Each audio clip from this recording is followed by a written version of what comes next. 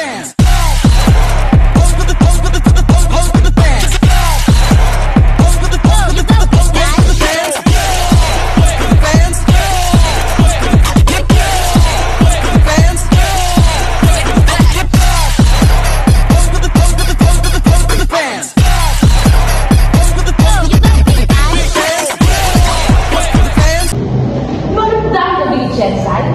Welcome sa pinaka-socialized, pinaka-energetic, at pinaka-hindi maantok na discussion kahit 5 p.m. na.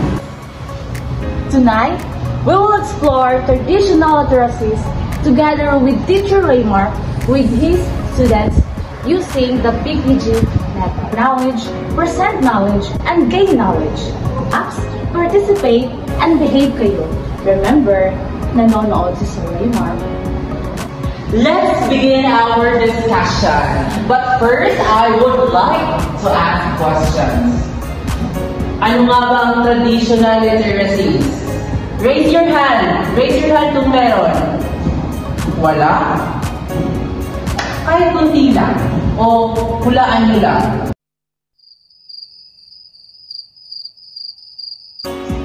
Wala? Walang sumasagot. Ganito pala ang utak. Pag walang note, no data available. Sige, ako na magtatanong. Yes, Santiago. Stella. Sir, para sa akin po, yung traditional literacy ay yung marunong magbasa, magsulat, at magpirma sa class attendance para hindi absent. Ay, oo. Pero, sana hindi doctor handwriting na parang Reseta Santiago. How about you, Miss Raniola? Sir, traditional literacy po. Yung natutunan ko pa po sa nanay ko. Magbasa ka ng libro! Huwag mo ang cellphone! So, literacy po, pagbabasa ng libro habang umiyak pa ako dahil bawal ang cellphone. Correct! Classic Filipino training, kung saan ang libro ay best friend mo at ang cellphone ay mortal sin. Miss Elon, please stand. Sir, sa akin po, early literacy ay yung unang natutunan. A for apple, B for ball, C for Nakakantan niyo nga yung song na tinuro ko sa'yo. A for apple, B for ball, C for cellphone. Mali! Cut yun! Cat. D for dog.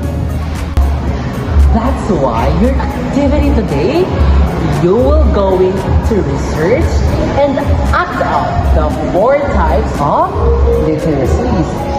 Show the skills or show your skills through actions and briefly explain why it's important. Photosynthesis is how plants make food using sunlight.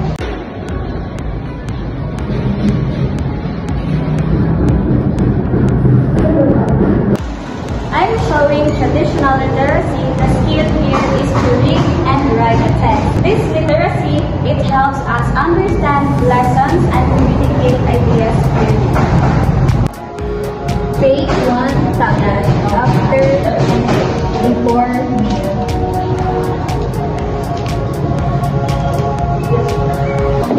Kaya yung utang mo, dito na.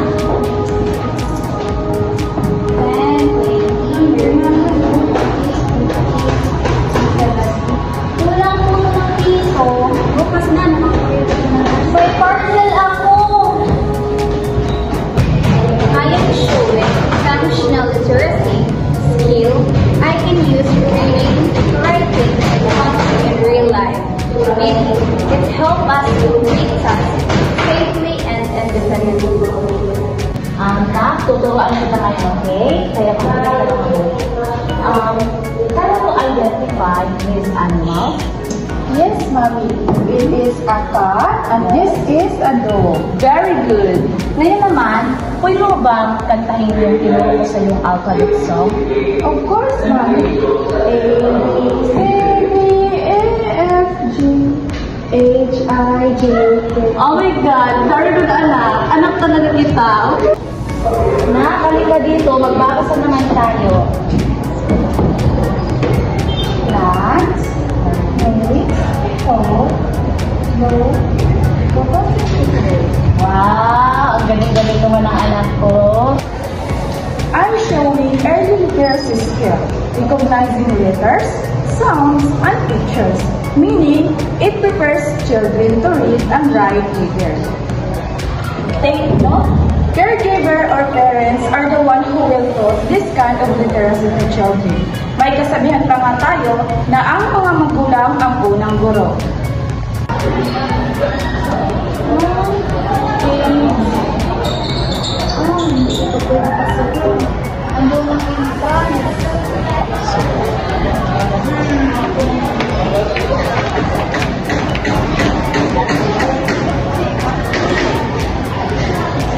Okay, ang una mong gagawin ay isulat mo ang iyong buong pangalan sa papel.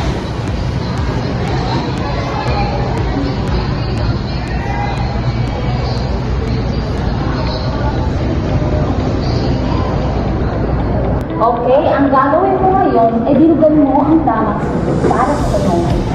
Anong Ingles ng aso? Para ka na sumagot. Very good. Tama ang iyong sagot. I'm showing basic literacy such as reading and writing simple words and instructions. Meaning, literacy, it helps us participate at school and follow rules safely. Excellent job, everyone! Let's quickly review what we saw. Traditional literacy is the ability to read and write.